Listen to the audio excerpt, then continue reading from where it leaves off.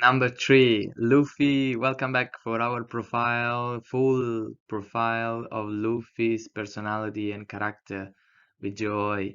Number three, whatever he promises and states with a straight face on, be aware that sooner or later it's going to happen in One Piece and being a fact. Because Luffy is a man of honor who builds himself by betting continuously his life on his beliefs and promises. Okay? Luffy has a straight face on, things gonna be turned sour for his enemies. And what he states usually happens. If it doesn't happen, there is a reason. The first and significantly the longest chapter manifesto of Oda's work, named Romance Dawn, gives a clear evidence of that. He is just a kid, in fact, when he picks up a fight alone with bandits to defend his idol's honor, Shanks, and stand up for his rights. Although that bravery could have been seen along with his debut scar as something absolutely childish and even funny from a pirate perspective, as it happened in One Piece often, the outcome of it, with Shanks' sacrifice and the chapters following it, shows that it was clearly not the case.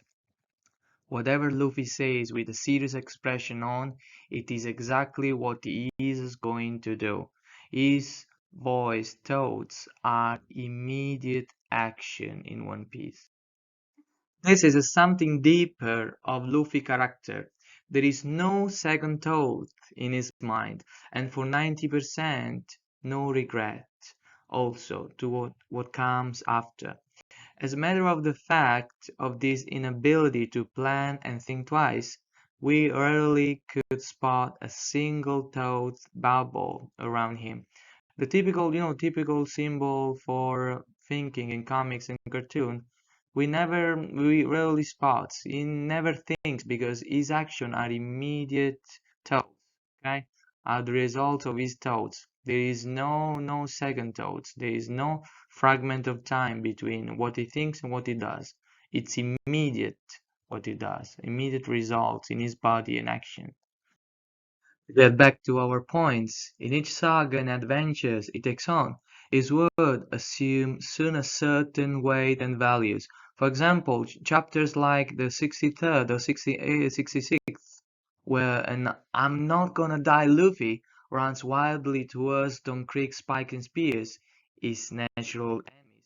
Or chapters like the 81st and the 82nd, where Luffy decides to go all out against Arlong by saying, "Don't you dare to make my navigator cry!" Get Sanji and Nami admiring his courage and gaining respect from veterans like Zeph in Barati arc, of course, but most importantly, make his future crewmate, his Nakama, believing in him and trusting in his results, in Luffy's results, their captain. His fights to death, his absurd conviction in his words get people like Sanji instantly regret not having done the same. They make people like Usopp and Chopper find the courage to follow him. Luffy's determination in it is like the epitome of actions speak louder than words. Action speak louder than words. All his fights, sacrifices for friends, all his absurd decisions, from Alvida's to Katakuri's, are a sort of hymn to courage, written by Oda, who is telling us that Luffy is with his bare hands can change the course of his life, and by that the course of the whole history in One Piece. If we could do that, maybe we could do the same with our life, or at least trying to. If you think now that that was obvious, that what Luffy states always comes true as is the protagonist, and these words have to be sentences to death for his enemies, like a plot armor, no? It's a manga shonen. Do not forget, please, That as for any rules in this world, there are some exceptions, and even in One Piece world, Oda knows and shows that. There are, for example, a couple of still too cocky captain statements that yet not only prove the rule, but function actually as a breaking point in his character evolution and consequently in the entire manga's plot and story. In chapter 320 and chapter 321, when firstly it challenges mano to mano and loses to Admiral Akoiji, we see this kind of exception, the first exception in the whole story. Here, against Akoiji, Oda highlighted different points by giving a deeper insight of his character and chance to learn from. We learn, for example, how top fighters like Aokiji are miles above our Luffy. Aokiji himself instead gets to know how strange and brave is our captain and get his respect. We see also Zoro and Sanji respecting an order from the captain, and the whole crew learn from the first time how Nico Robin attracts misfortune and can cause trouble to people around her.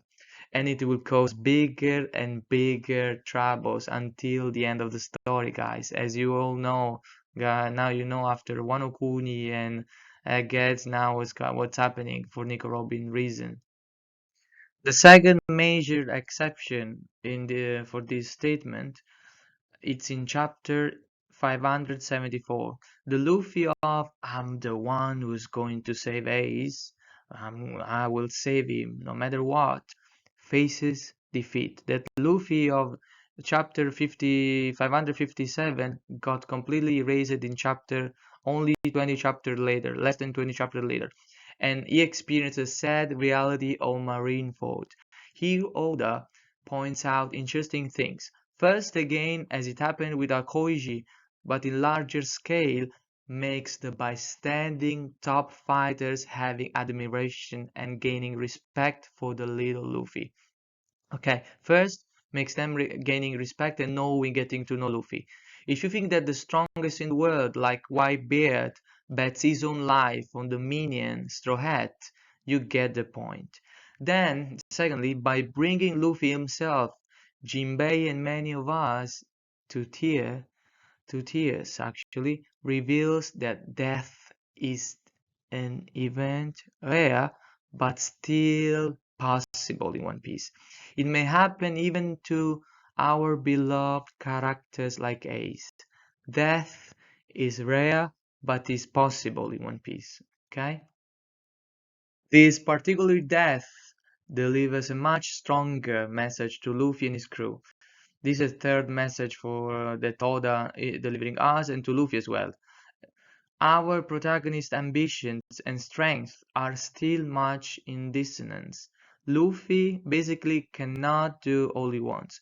Bad things happen in the story and even to our protagonist seeking adventures. We got to wait long for our captain to become the pirate king. After he challenged Big Mom and stated that he will defeat her, it becomes more and more interesting the story, how Oda will put an end to his bravery. When exactly Luffy will start doubting or learning to be patient or even to give up? When it will be? Will he? On something? Will this happen all in the end? Anyway, I'm certain of something, guys. It will certainly be a sad ending for all of us. The ending of Luffy Adventure will be sad not only for him but for us as well.